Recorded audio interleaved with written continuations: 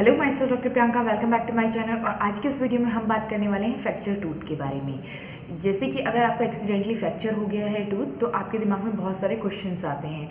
जैसे कि अगर हमारा दांत टूट गया है तो क्या ये बच सकता है, अगर मैंने इसका ट्रीटमेंट करवाया है तो ये कब तक सक्सेसफुल रहेगा, यानी कब तक आपका दांत चलेगा। अगर आप ट्रीटमेंट नहीं करवाएं तो आपके दांत पे क्या इफेक्ट पड़ेगा, या फिर ये अपने आप भी ठीक हो सकती हैं, कि ये सारी चीज़ें।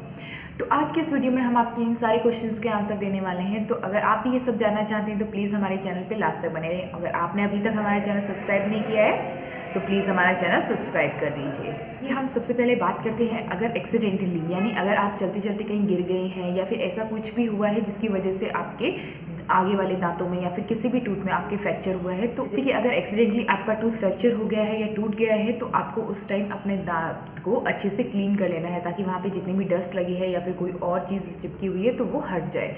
उसके बाद में आपको जो रुई को पट्टी के अंदर रोल करके, या फिर गॉज पीस आप सीधे लगा सकते हैं, यानी पट्टी जो आती है अपन उसको सीधे रोल करके वहाँ पे लगा सकते हैं, जिसके कारण आपका ब्लड रुक जाएगा। अगर ऐसा कोई भी आपके पास अवेलेबल नहीं है तो कोई भी साफ़ कपड़ा, यानी आपके पास कोई भी नया कपड़ा है या साफ़ कपड़ा है, उसको भी आप उस जगह लगा सकते हैं, जिस कारण आपकी ब्लीडिंग रुक जाएगी। जैसे ही आपका एक्सीडेंट हुआ है या फिर कुछ लगी है तो सूजन आने के उतने ही चांसेस बढ़ जाते हैं। तो आपको उस जगह आइस पैक लगाना है, यानी बर्फ़ का सेक करना है। बर्फ़ के सेक करने की वजह से आपके वहाँ पे आगे चल के सूजन नहीं आएगी। अब बात करते हैं कि जो फ्रैक्चर हुआ है वो भी डिफरेंट टाइप से होता है। मैं आपको इसमें बहुत सारे टाइप बताने वाली हूँ कि किस तरीके से दांत टूटता है। अगर आपको उस दांतों के अकॉर्डिंग डिफरेंट टाइप का ही ट्रीटमेंट आपको लेना पड़ता है। सबसे पहले बात करते हैं कि आपको लगा है बट आपका दांत कहीं से टूटा नहीं है, बस ये एक पतली सी लाइन यानी फ्रैक्चर लाइन आपको उसमें दिखाई दे रही है। इस टाइम आपको किसी भी ट्रीटमेंट की कोई ज़रूरत नहीं होती, क्योंकि इस समय आपका दांत खुद से हील हो जाता है, क्योंकि दांतों में एक प्रॉपर्टी होती है रीमिनराइजेशन की, जिससे आपका वापस दांत ठीक हो जाता है। तो इस समय आपको कोई भी ट्रीटमेंट लेने की ज़रूरत नहीं है।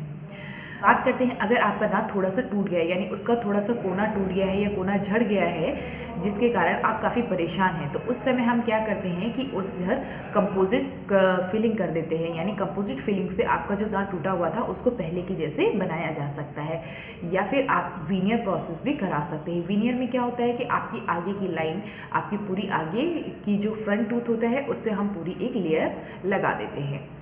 अब बात करते हैं कि अगर आपका जो दांत है वो मसूड़ों से ऊपर टूट गया है, यानी आपका दांत जो है वो दिख रहा है, थोड़ा सा मसूड़े के ऊपर है बट वो काफ़ी टूट गया है, उस कंडीशंस में हम क्या करते हैं कि पहले आपका एक्सरे लेते हैं कि हम देखते हैं कि कहीं जड़ में आपकी कोई भी क्रैक या फिर टूटा हुआ दांत तो नहीं है।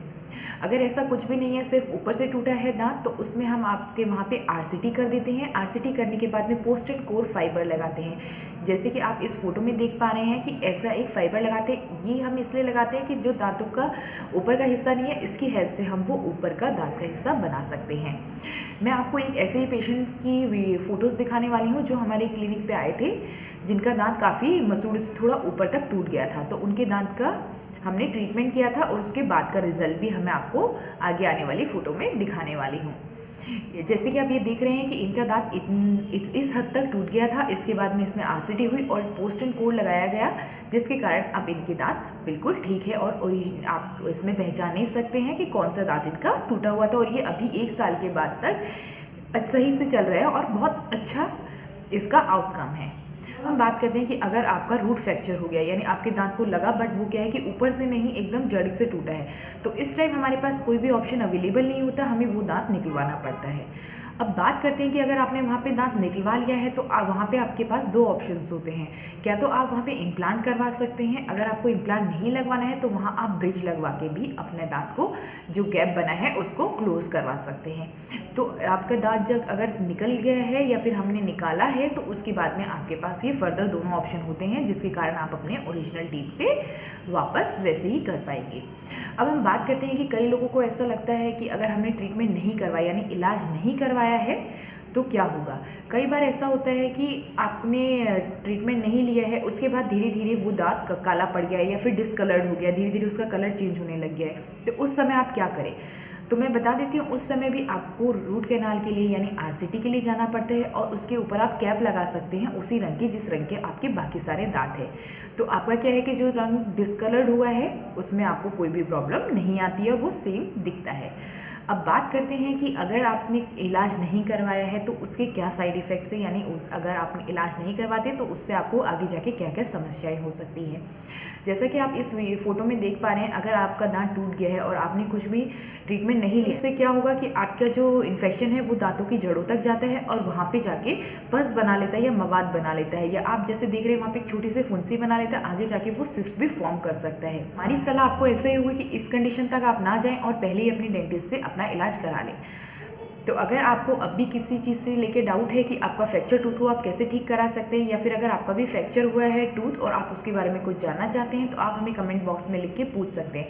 अगर आप हमसे बात करना चाहते हैं या हमारा अपॉइंटमेंट लेना चाहते हैं तो नीचे दिए गए नंबरों पर आप हमें कॉन्टैक्ट करके हमारा ऑनलाइन अपॉइंटमेंट ले सकते हैं। Thank you.